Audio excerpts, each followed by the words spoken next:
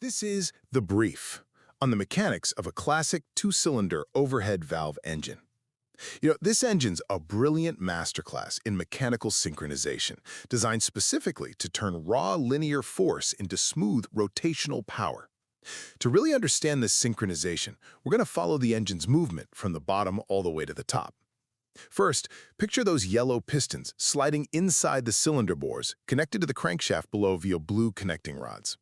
Now, with all that violent pumping momentum, why doesn't the engine just vibrate itself to pieces? Well, the unsung heroes here are the heavy counterweights on the crankshaft that perfectly balance the movement.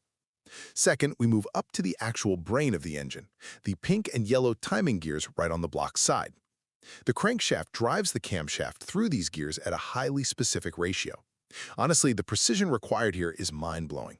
They guarantee the valves open at the exact millisecond the piston reaches the absolute top of its stroke. Finally, let's follow that energy up to the breathing mechanism. As the cam rotates, it pushes up long yellow push rods that travel to the top to meet copper-colored rocker arms. Think of the rocker arm kind of like a seesaw. When one side is pushed up, it pivots and pushes down the valve stems to let fresh air in or push exhaust out. And the critical last step, tiny springs at the very top that instantly snap the valves back shut the moment pressure drops. Ultimately, from the balancing counterweights at the bottom,